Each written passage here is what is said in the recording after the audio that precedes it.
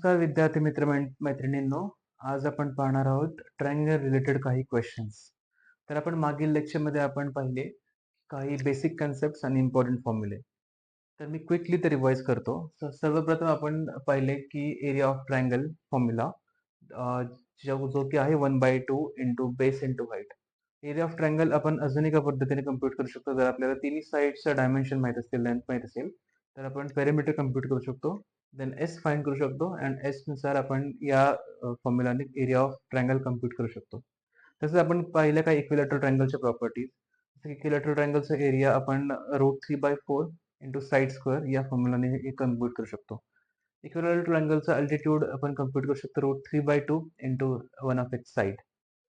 आपण अजून काही टर्म्स पाहिल्या जसे की मेडियन अँड अल्टिट्यूड. आणि मेडियनच्या आपण काही प्रॉपर्टीज पाहिल्या. सो मेडियनची एक प्रॉपर्टी होती की मीडियन हा ट्रायंगलला नेहमी इक्वल एरियामध्ये डिवाइड करतो. आणि मीडियनचा जो इंटरसेक्शन पॉईंट असतो तीन मीडियनचा ट्रायंगलच्या, त्याला आपण सेंट्रॉइड असे म्हणतो. आणि सेंट्रॉइड हा मीडियनला 2:1 रेशोमध्ये डिवाइड करतो.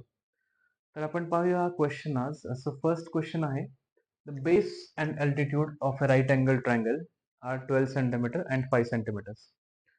आता त्यांनी दिलेले काय आहे की base of right angle triangle and height of right angle triangle. आणि त्यांचा क्वेश्चन काय, find the perpendicular distance of its hypotenuse from opposite vertex.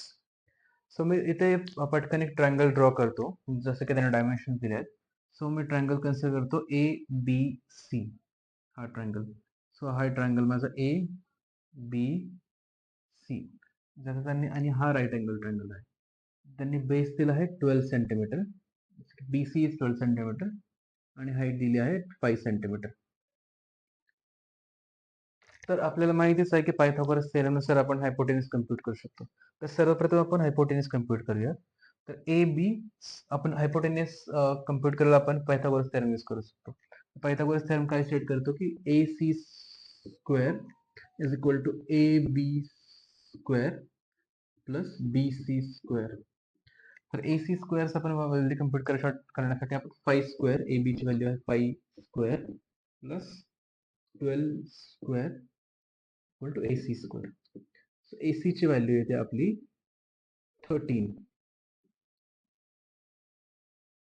तर आपल्या हायपोटेन्यूजची व्हॅल्यू मिळाली 13 सेंटीमीटर. करेक्ट.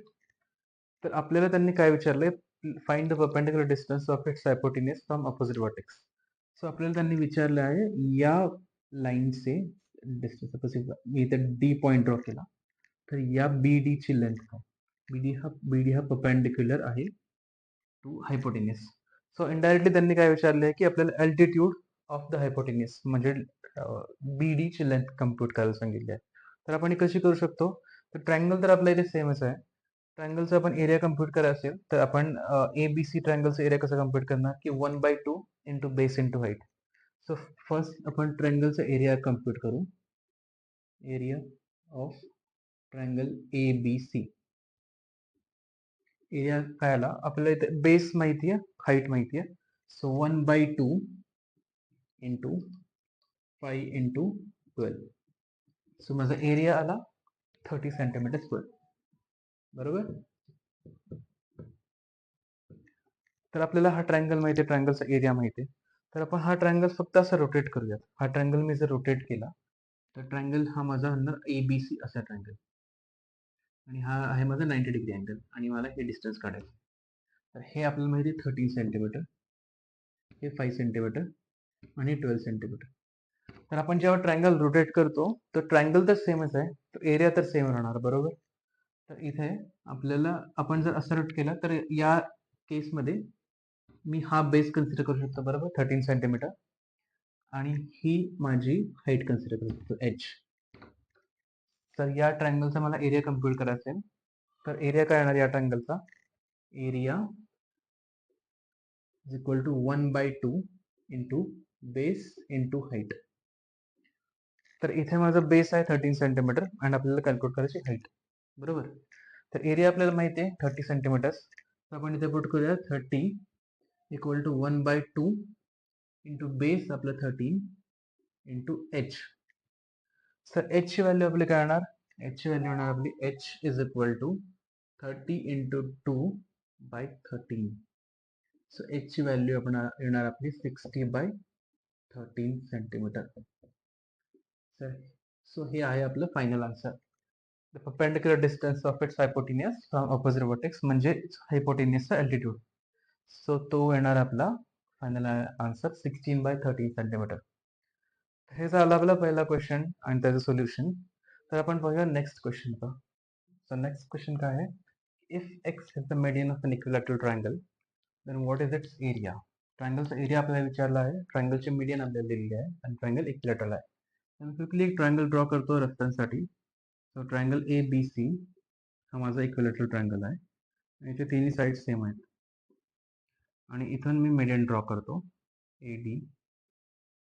तर आपल्या इक्विलॅटरल ट्रायंगलची प्रॉपर्टी माहितीच आहे की इक्विलॅटरल ट्रायंगलला जर आपण मीडियन ड्रॉ केली तर ती अल्टिट्यूड असते, बरोबर. तर आपल्याला त्यांनी विचारलं एरिया. सो आपल्याला इक्विलॅटरल ट्रायंगलचा अल्टिट्यूड कसा कम्प्युट करायचा हा आपल्याला माहितीच आहे. Altitude is equal to √3/2 into side. तर आपल्याला अल्टिट्यूड किंवा मीडियनची व्हॅल्यू दिलेली आहे एक्स. तर एक्स मी अल्टिट्यूडच्या जागी पुट करतो. एक्सची व्हॅल्यू येणार माझी √3/2 इंटू साईड, करेक्ट. सो मी याच्यावर साईड कम्प्युट करू शकतो. Side of my equilateral triangle should be 2x upon √3.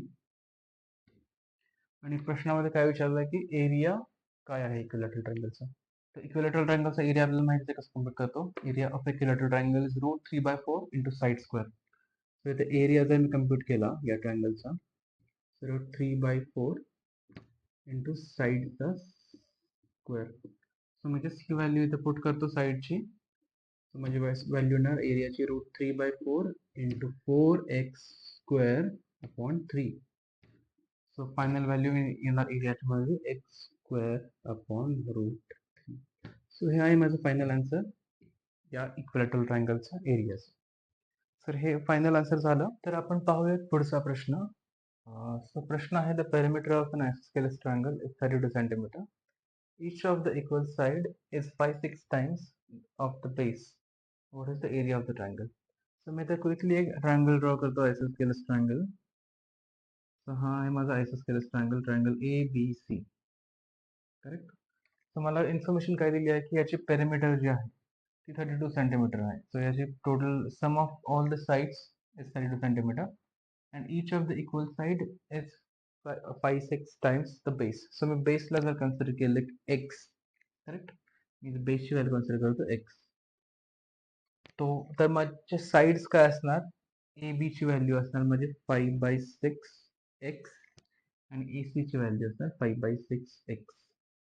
तर मला इथे पेरिमीटर माहित आहे, तर मी पेरिमीटर जर या व्हॅल्यू जर मी कम्प्युट केल्या तर माझं इक्वेशन काय येणार 5/6x plus 5/6x plus x equal to 32. इथे मी काय केलं की ज्या साईड्स आहेत माझ्या ए बी, ए सी आणि बी सी या तीनचे समेशन केली ज्याने मला पेरिमीटर मिळालं. तर इथे एक माझं हे इक्वेशन काय येणार की 10x/6 plus x equal to 32. So directly 16x/6 equal to 32. So X मध्ये इथे काय येणार, x ची व्हॅल्यू येणार माझी 6 into 2 which is 12, correct. So माझा x निघाला 12. तर x ची व्हॅल्यू मी जर 12 पुट केली तर माझ्या दोन्ही बाकीच्या साईडची व्हॅल्यू काढणार, याची व्हॅल्यू येणार 5/6 इंटू x म्हणजेच 10 आणि याची व्हॅल्यू बनणार माझी 10. तर आपल्याला क्वेश्चन मध्ये विचारलं काय आहे की एरिया ऑफ दिस ट्रायंगल. तर एरिया आपल्याला तीन साईडची लेंथ माहिती आहे, तर आपण एरिया कसा कम्प्युट करू शकतो या फॉर्म्युलाने. तर आपल्याला पेरिमीटर माहिती आहे, सो पेरिमीटर आहे 32. एस ची व्हॅल्यू माझी काय येणार, एस ची व्हॅल्यू येणार आपली 1/2 इंटू 32 म्हणजे आपली व्हॅल्यू येणार 16, करेक्ट. तर मी एस ची व्हॅल्यू मला माहिती आहे, मला तिन्ही साईडच्या लेंथची व्हॅल्यू माहिती आहे. तर मी पेरिमीटर एरिया ऑफ ट्रायंगल कसं कम्प्युट करू शकतो. सो इथे area of triangle is equal to root मध्ये S, S minus A, S minus B आणि एस मायनस सी, करेक्ट. तर एस ची व्हॅल्यू मला माहिती आहे 16, मी ते व्हॅल्यू पुट करतो 16. 16 मायनस ए, मी ही साईड कन्सिडर करतो 6 into 6 into 16 minus 12 which is 4. याची व्हॅल्यू करणार आपली 16 6 इंटू 6 इंटू 4. जर आपण याचं स्क्वेअर रूट केलं डायरेक्ट जर मल्टिप्लिकेशनमध्ये जाणार 4 6 इंटू 2 याची व्हॅल्यू येणार आपली 48 सेंटीमीटर स्क्वेअर. एरिया ऑफ माझं राईट या ट्रायंगलचा एरिया काय आहे 48 सेंटीमीटर स्क्वेअर. तर हे आहे माझं फायनल आन्सर या क्वेश्चनचं. तर आपण हे पहिले 3 क्वेश्चन्स बेस्ड ऑन आपण जे इम्पॉर्टंट फॉर्म्युला आणि बेसिक कन्सेप्ट पाहिलं त्याच्यावर. तर या व्यतिरिक्त मी काही सॅम्पल क्वेश्चन्स अटॅच केलेले आहेत या लिंकमध्ये, यूट्यूबच्या आपल्या लिंकमध्ये. तर ते आपण पाहू शकता आणि प्रॅक्टिस करू शकता. जर काही आपल्याला क्वेश्चनमध्ये काही डाऊट असेल किंवा काही क्वेरी असेल किंवा किंवा ते अडथळा असेल तर आपण कमेंटमध्ये सेम मेन्शन करू शकता. मी ते चेक करणार आणि त्याला रिस्पॉन्स देईन.